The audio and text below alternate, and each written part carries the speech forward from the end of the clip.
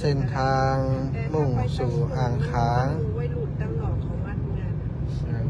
ดอยอ่างขางวันนี้หมอกลงฝนลงเจ้าว่าถ้าไปกัดอันคุณกัดไหนกัดก็เจ้ากัดก็เจ้ากับไปตั้งนาโรงพยาบาลนะ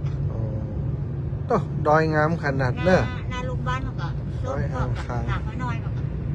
จะละเหมียนเคยมาแล้วกะม้าเลยครับโอ้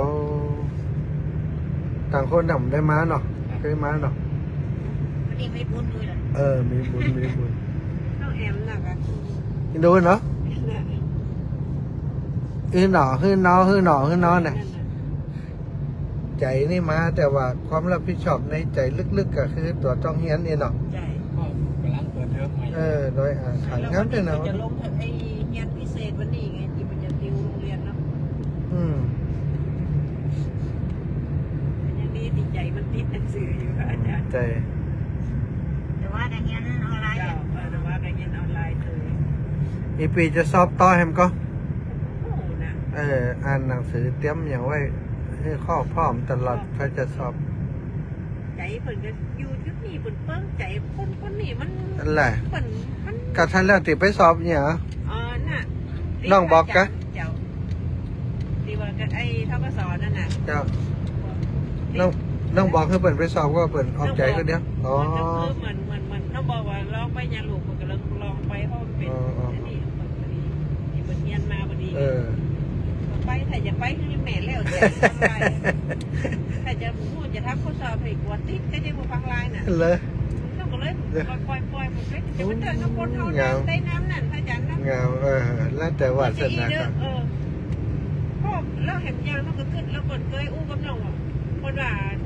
ถ้าเขาอยู่จุดไหนมีความสุขน่าประมาณนั้นแม่กับยาคือมันว่าถ้าอ่านคนที่เปิดทำงานอย่างนี้เปิดกันนี่กันหมดกับว่าใช่เขาอาจจะอยู่จุดนี้แล้วเขามีความสุขอย่างเขาว่านะมันต้องดินล้นมันต้องเดือดร้อนอย่างนักเลยนะต้องไปคบหากับไฟนักมั้ยอันนั้นคืออย่างเนาะดังไฟก็เรียกว่าหมอกใช่ไหมหมอกนกเกี้ยวหมอกก็บอกควันไฟกันเนี่ยควันล่ะเหมือนบอกกันเนาะแม่มาหมอกยังเป็นไอ้นี่เมฆคนตั้งลมเลยนะในหมอกไฟควันไฟมันขึ้นมาขาวเลยอ่ะเป็นก้อนเจ๋งกันในฟ้าเนี่ยนี่ควันไฟโอ้บ้านหลังนี้หมูเจ๊กหมูจีนนั่นน่ะนี่ไม่อยู่อ่ะจีนดอยอ่างขางนี่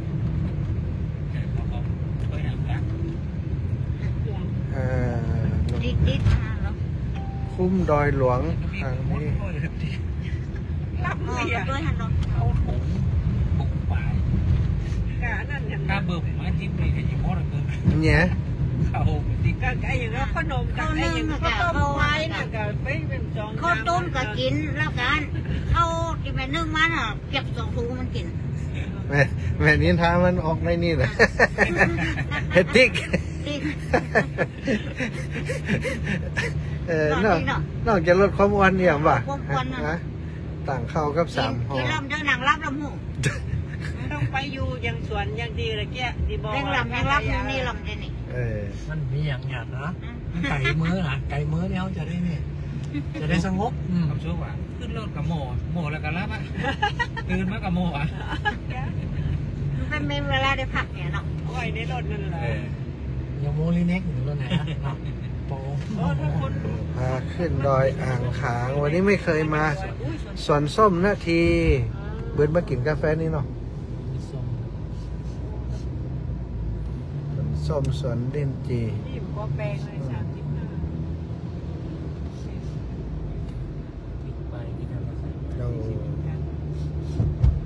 แมงงอนห้วยแมงงอนขี้เล็กอีนะตั้งเพนนะบ้านแม่ศูนย์น้อยตำบลแม่ศูนย์น้อยแมงงอนขี้เล็กวิวลูกรับเจอถึงแล้วนะโอ้ไปหมดจะได้นะไปรับไปนอนอย่างโดยตามแม่นั่นไหวได้ก็มีผัวนี่ดีก็เยอะก็มันสบายอย่างมันต้องมาทำลายจิตใจเขาอีกก็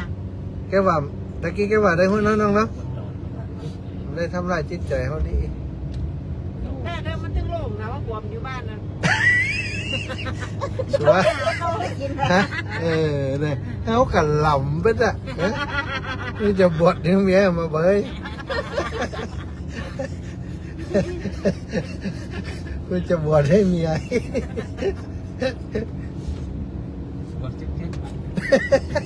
จะได้ว่าบนนักขนาดนั้น แต่มันก็ว่าสบายนะ โอ้น้อง สบาย น้ มา อก ง เล เสนอย ส น้อง บาย บอกปวดซ้ำได้กับเจ้าพระยาทุกคนทำกุศลทั้งพ่อทั้งแม่เนี่ยส่วนปวดนะ ไปอยู่ด้วยกันเหมือนไป วันไปอยู่วัน แต่คนของเมียไหลไว้ นึกบอกเขาบวชแล้วก็อันมีเบาน้องเบาน้องบวชง่ายส่วนพ่อกับแม่น้องบอกแล้วคนเนี่ยเขาจะได้นะแม่เนาะแต่เขาพ่อแม่พูดได้แต่คนเนี่ย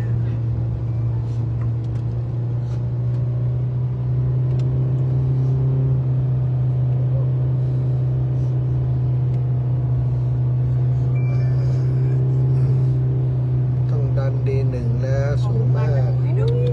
บรรยากาศสวยงามข้างล่างบรรยากาศสวยงามฝนตกตลอดทางวันนี้เดินทางจากลำปางมา